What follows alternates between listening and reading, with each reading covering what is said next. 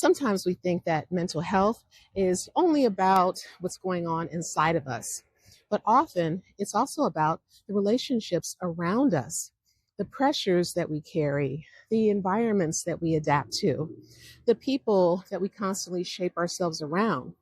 Over time, these relationships can quietly shape who we become.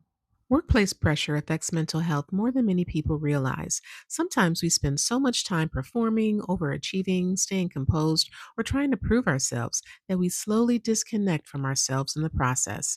And honestly, that's part of why The Devil Wears Prada resonates so deeply.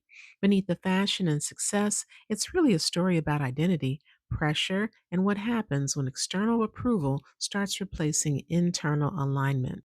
Many of us do this in our own lives too, not just at work, but in our families.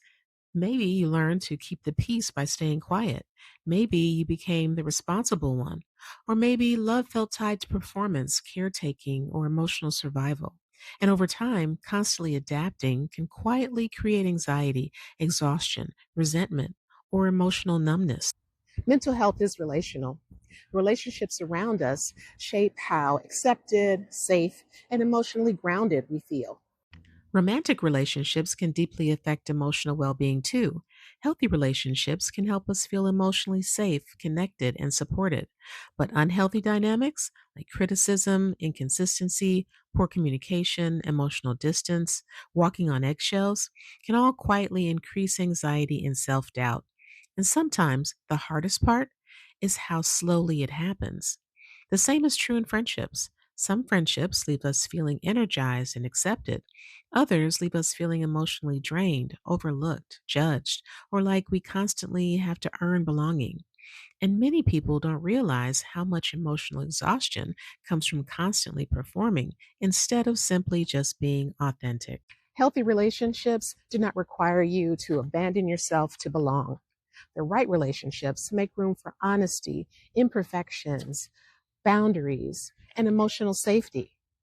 And maybe one of the most important relationships of all is the relationship we have with ourselves. How do you speak to yourself when you make a mistake? How do you treat yourself when you're overwhelmed? Because sometimes the loudest unhealthy relationship in your life is the voice inside your own head. The good news is that healthier relationships can improve your mental health in powerful ways. Here are 5 tips. Tip number one, pay attention to how people make you feel consistently. Do you feel emotionally safe around them or constantly emotionally drained? Tip number two, ask yourself, am I over adapting to just keep the peace? Peace should not require self abandonment. Tip number three, practice honest self check ins. Ask yourself, what do I need right now? What relationships are nourishing me? What relationships exhaust me? Tip number four, strengthen your relationship with yourself. Rest, set healthy boundaries, practice self compassion, and speak kindly to yourself. Those things matter too. And tip number five, choose relationships that allow authenticity. Real connection does not require constant performance. Sometimes healing starts when we stop asking, how do I keep everyone else comfortable? And start asking instead, who am I becoming in these relationships? Because true wellness isn't about just emotionally surviving, it's about thriving and becoming a person who feels safe, honest, connected, and truly themselves. For more conversations about relationships, emotional wellness, and personal growth, I invite you to join my free Blockbuster Love monthly newsletter and check out my new book, Blockbuster Love Part 2 Reality, for a deeper dive into some film inspired relationship insights. You'll find the links in the description and bio. Thanks for watching, and I wish you Blockbuster Love always.